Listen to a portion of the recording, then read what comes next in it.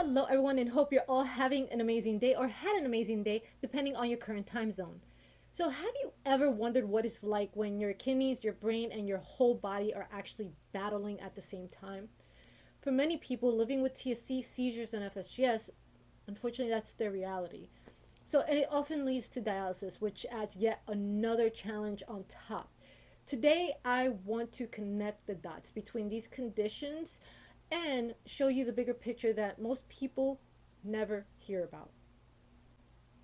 Welcome to those of you guys that are new to my channel. Welcome back to my seasoned subscribers. My name is Kathy, and on Mondays I do videos all about fashion, accessories, just fun things that I enjoy doing to keep my mind off of the second half of the week videos, which are all about my two girls and their journeys battling TSC and FSGS. TSC being Tuberous Sclerosis Complex, or tumors that can grow in any major organ throughout your body.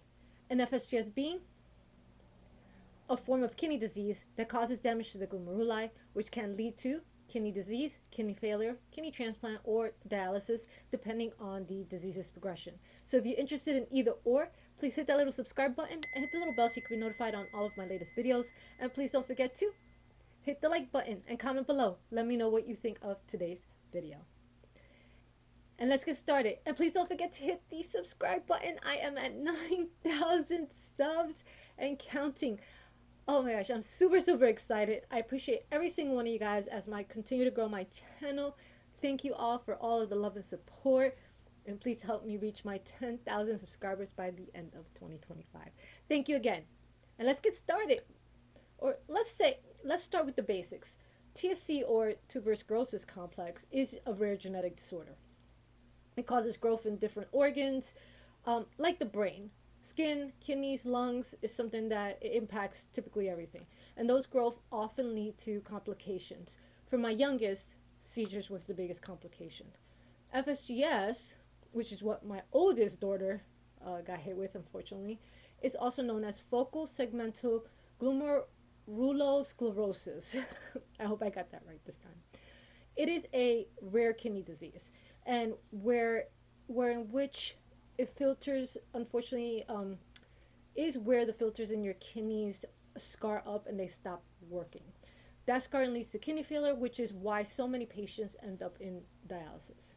And then there are seizures, which usually come from TSC, which affects the brain, but they can make everything else from recovering to daily life so much harder. So here's the part that many people don't talk about enough, and it's what these conditions, unfortunately, they don't happen in isolation. TSC typically affects the brain and the kidneys. FSGS damages the kidneys and forces dialysis, and then seizures make it difficult to manage treatment and stay stable. So we're dealing with all these different issues all at once. Unfortunately, it's not three separate diagnoses. It's just three layers of challenges that stacked on top of each other and often collide at the worst possible times. So for example, like picture this, right? You go to dialysis 3 times a week. That already leaves you tired and drained. On top of that, you're managing different issues when it comes to TSC.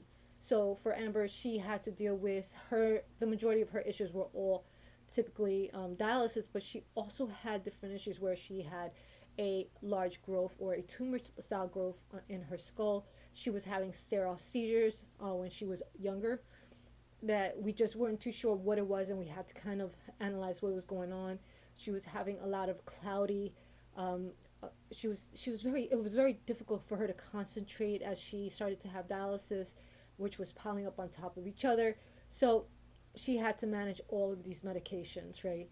So not only that, but when you have TSC, the symptoms that come with that, they flare up. They can flare up at any time during that week. So it's very overwhelming, and yet this is the daily life for many people.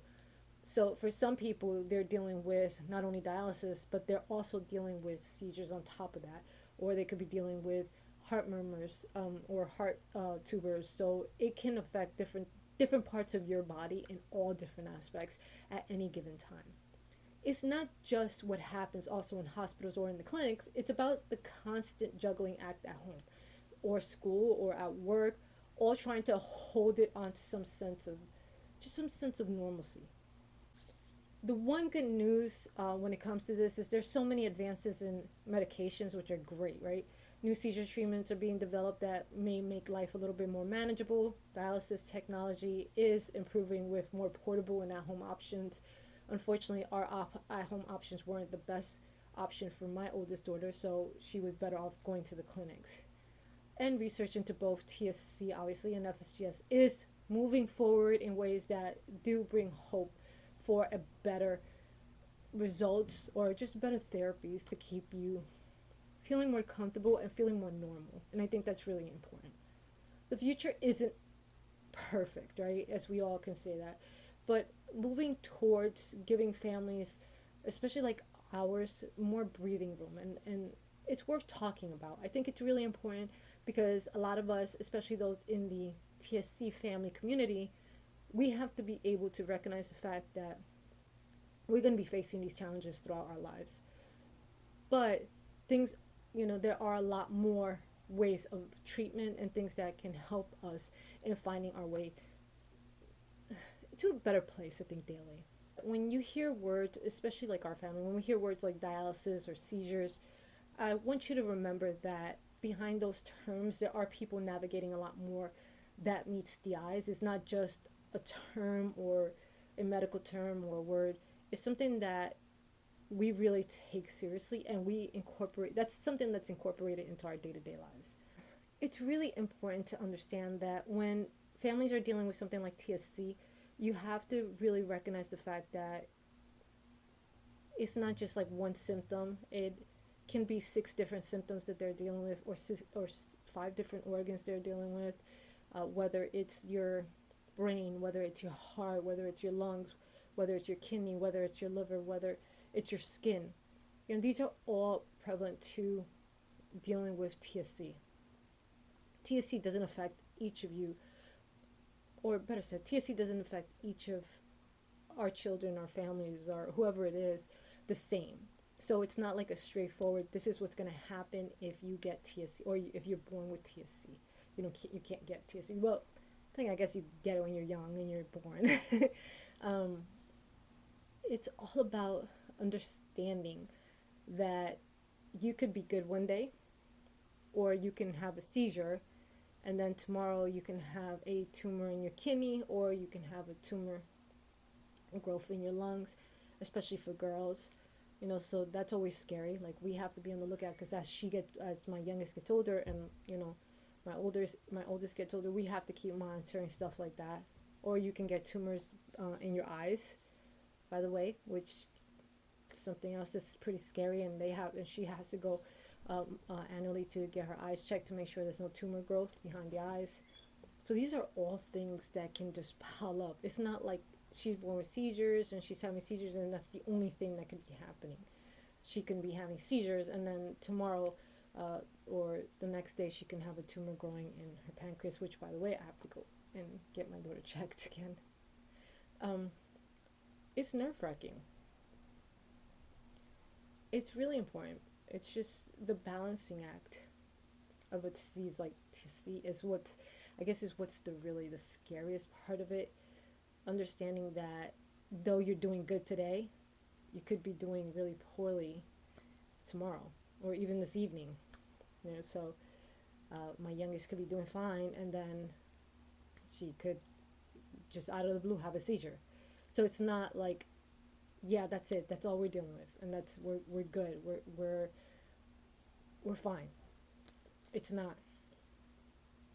But a big deal that we deal with too when it comes to TSC is the information now is out there, right? It's a lot better now. When I first found out that my girls had TSC, the information wasn't as prevalent as it is today. There's a lot more research that has been involved when it comes to TSC, but it's still a rare disease. A lot of people, I can talk to somebody about it and they'll be like, what is that? And a lot of people still don't know what TSC is, or they never even heard of it, and they didn't realize you could be born with it. So I think it's really, really important to understand the difference between just one disease that, I have this disease, this is going to affect me this way, and that's it. I know that this is the treatment I'm going to be getting, and I know how to care for such treatment. When it comes to TSC, every organ can be affected. So it's a lot more challenging than just, and not every challenge is treated the same way. Where if my youngest had heart murmurs when she had heart tubers, which were absorbed by the bloodstream. But for someone else that has heart tubers, it could cause blockage. They're going to need a heart surgery. So for my youngest daughter, Alani, when we found out she has a brain tumor, she has a SEGA that's inoperable. Where it's located, it can be operable, but it would affect her in a very negative way, and the likelihood of having to have more surgeries to remove the rest of it is highly, as opposed to someone else that has a SEGA in a location where it's very easy to operate and can be removed with very limited damage to the brain. Or having little tumors that are scattered throughout the brain, like my oldest daughter, she has little ones that don't affect her at all. So it's crazy, And my oldest, she has a skull tumor, tumor that you wouldn't even, but it gives her headaches. It is not affecting her in any way. And if they were to do the surgery, they'd have to take it out through her nose. But the doctor said if it's not bothering you, it's not going to grow anymore. You really want to remove it. It's the headaches are not bad. And her headaches aren't massive, but still, So this disease is so unique, but it's unique, but it's really, really difficult to manage because there's so much craziness going on, right? Like I said before, and I've said this before, you need neurologists, nephrologists, you need lung doctors, you need eye doctors, you need, everything. You need hearing doctors to make sure that your hearing isn't impacted. You need, it's literally everything and everyone. And, to add to the craziness, is just like, as you get older, you're still trying to figure it out. You're still trying to keep an eye out to make sure that it doesn't affect your lungs, especially for females, which is scary. It's a very, dangerous thing. So, again, that's why it's so important to understand that living with TSC, living with seizures, living with FSGS, it isn't about just managing that one specific condition in any of these angles. It's all about just balancing the differences, the different issues, the different medical conditions, and to be able to manage these different things within our daily life, and understanding that one thing can pile on another, and it's never an ending. There's never an ending to any of our issues, and we're just trying to live with each of these items, or each of these symptoms. I think is a better way to do it. And a lot of people don't see it, right? A lot of people don't understand what you go through and how it's meant to deal with. So what ties seizures, dialysis, FSGS together? It just isn't the medical side of it, right? It's the daily reality of resilience, which is important. Families like ours, we learn every hospital visit, every treatment, and every setback is not the end of the story, but part of a larger journey. These conditions may try to isolate people, clearly, as you guys are aware of that, but they also connect us through shared struggles and shared victories. My hope is that by having these conversations, or having conversations like this, I can shine a light on the challenges, right? But also on the courage that it takes to face them head on. If you're someone you love is really walking down this road, just know that their story matters. I know you hear that a lot from me, but I think it's important. Your fight is valid, and you are not alone. Together, by raising awareness and supporting one another and never losing hope, I think that's the biggest part of this.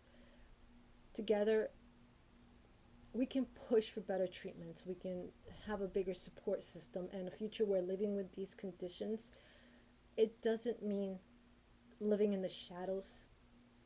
So just remember to, let's keep talking, let's keep learning and keep evolving, because that's how we move forward together.